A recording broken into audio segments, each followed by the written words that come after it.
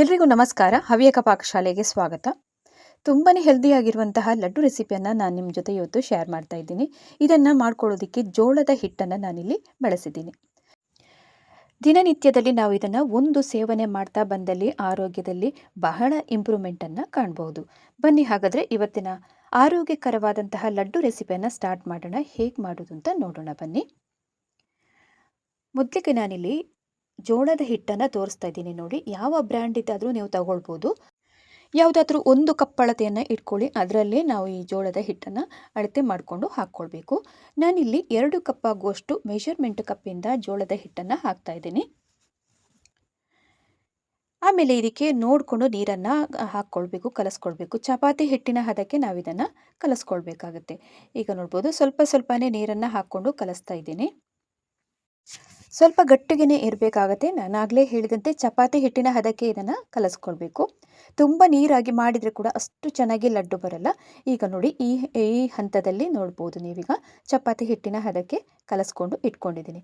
ಇನ್ನು ಕಾದ ತವಾದ ಮೇಲೆ ಅಥವಾ ಒಂದು ಕಬ್ಬಿಣದ ಕಾವಲಿ ಮೇಲೆ ಹಾಕಿ ಇದನ್ನು ರೊಟ್ಟಿಯನ್ನು ತಟ್ಕೊಳ್ಬೇಕು. ನಿಮಗೆ ಸೈಜ್ ಯಾವ ಥರ ಬಂದರೂ ಅಡ್ಡಿಯಿಲ್ಲ, ಚೆನ್ನಾಗಿ ಬೇಯಬೇಕು ಮಾತ್ರ. ಸ್ವಲ್ಪ ದಪ್ಪಕ್ಕಿದ್ರೂ ಅಡ್ಡಿಯಿಲ್ಲ. ನಾನಿಲ್ಲಿ ನೋಡಿ ರೊಟ್ಟಿಯನ್ನು ಹಂಚಿನ ಮೇಲೆ ಹಾಕಿ ಹಿಟ್ಟನ್ನು ಈ ಥರ ತಟ್ಕೊಳ್ತಾ ಇದ್ದೀನಿ. ಅಥವಾ ನೀವು ಇದಕ್ಕೆ ಬಾಳೆ ಎಲೆ ಮೇಲಾದರೂ ಹೀಗೆ ಕೈಯಿಂದ ಇದನ್ನು ಪ್ರೆಸ್ ಮಾಡ್ಬೋದು, ಕಷ್ಟ ಆಗುವವರು. ಯಾವುದಾದ್ರೂ ಸರಿ, ನಿಮಗೆ ಜಸ್ಟ್ ಹೆಂಚಿನ ಮೇಲೆ ಹಾಕಿ ರೊಟ್ಟಿಯನ್ನು ರೆಡಿ ಮಾಡಿದರೆ ಆಯಿತು. ಈಗ ನೋಡಿ ಮೇಲಿಂದ ಸರಿಯಾಗಿ ಇದಕ್ಕೆ ತುಪ್ಪವನ್ನು ಹಾಕ್ಕೊಳ್ಬೇಕು. ತುಪ್ಪದಲ್ಲೇ ನಾವು ಬೇಯಿಸ್ಕೊಳ್ಬೇಕಾಗತ್ತೆ ಇದನ್ನು. ಅದರ ಘಮ ಕೂಡ ತುಂಬಾ ಚೆನ್ನಾಗಿ ಬರುತ್ತೆ.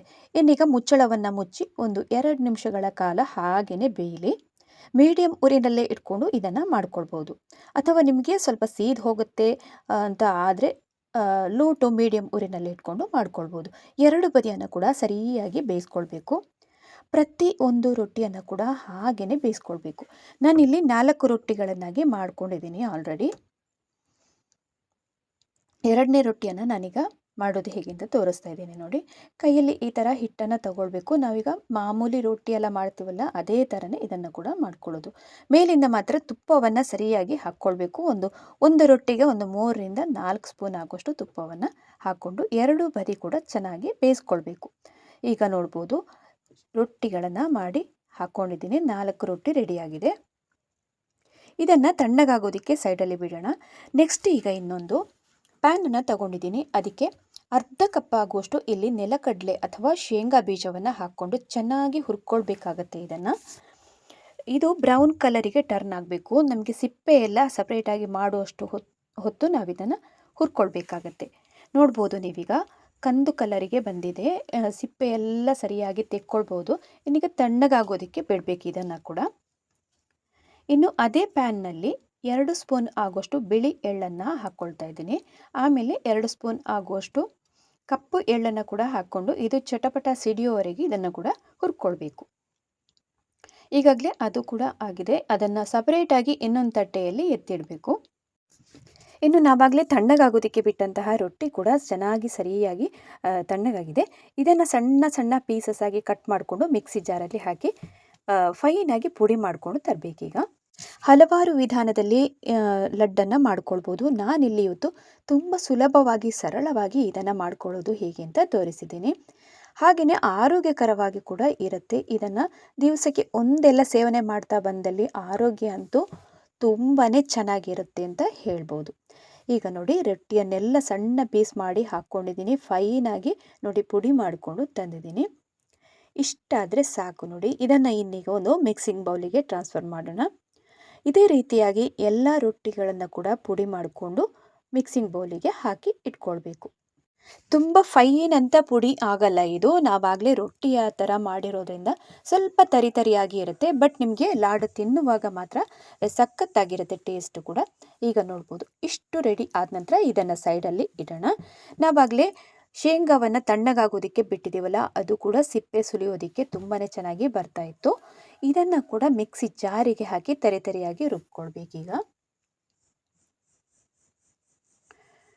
ಶೇಂಗಾವನ್ನು ಕೂಡ ತರಿಯಾಗಿ ರುಬ್ಕೊಂಡು ತಂದಿದ್ದೀನಿ. ಇದನ್ನು ಕೂಡ ಅದೇ ಬೌಲಿಗೆ ನಾವೀಗ ಹಾಕ್ಕೊಳ್ಳೋಣ.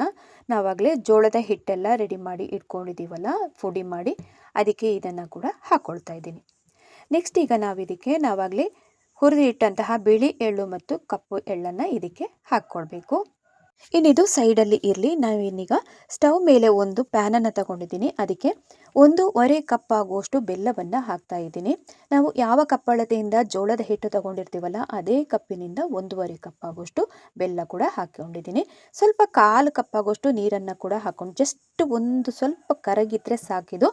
ಏನು ನಿಮಗೆ ಪಾಕ ಎಲ್ಲ ಬರೋದು ಬೇಡ. ಮೀಡಿಯಮ್ ಊರಿನಲ್ಲೇ ಇಟ್ಕೊಂಡು ನೋಡಿ, ಇದು ಈಗಾಗಲೇ ಕರಗಿದೆ. ಇದನ್ನು ಈಗ ನಾವಾಗಲೇ ಜೋಳದ ಹಿಟ್ಟೆಲ್ಲ ಹಾಕ್ಕೊಂಡು ಮಿಕ್ಸಿಂಗ್ ಬೌಲಿಗೆ ಇಟ್ಕೊಂಡಿದ್ದೀವಲ್ಲ ಅದಕ್ಕೆ ಈ ಥರ ಶೋಧಿಸ್ಕೊಂಡು ಹಾಕ್ಕೊಳ್ಬೇಕು. ಸ್ವಲ್ಪ ಇದರಲ್ಲಿ ಕಸ ಎಲ್ಲ ಇತ್ತು ಅಂತಂದರೆ ಅದನ್ನು ನೀಟಾಗಿ ತಗೊಳ್ಬೇಕು.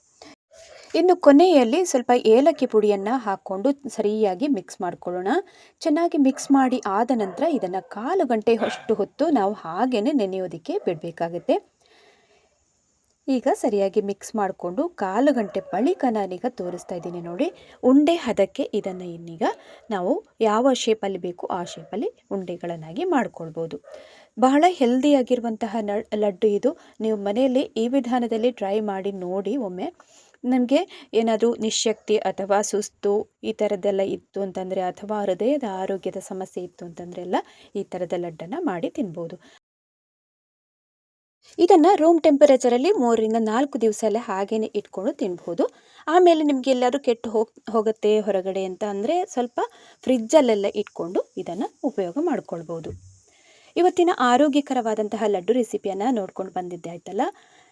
ಈ ವಿಧಾನದಲ್ಲಿ ನೀವು ಕೂಡ ಮನೆಯಲ್ಲಿ ಟ್ರೈ ಮಾಡಿ ನೋಡಿ. ನಿಮ್ಮ ಅನಿಸಿಕೆ ಅಭಿಪ್ರಾಯಗಳನ್ನು ಕಮೆಂಟ್ ಬಾಕ್ಸಲ್ಲಿ ಮೆನ್ಷನ್ ಮಾಡೋದನ್ನು ಕೂಡ ಮರಿಬೇಡಿ.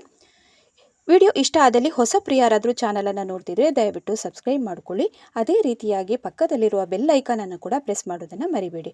ನಾನು ಹಾಕಿರುವಂತಹ ಎಲ್ಲ ವಿಡಿಯೋದ ನೋಟಿಫಿಕೇಷನ್ ಕೂಡ ನಿಮಗೇನೆ ಬರುತ್ತೆ. ಹವ್ಯಕ ಪಾಕಶಾಲೆಯಲ್ಲಿ ಹಲವಾರು ಒಳ್ಳೊಳ್ಳೆ ರೆಸಿಪಿಗಳನ್ನು ಶೇರ್ ಮಾಡಿದ್ದೀನಿ.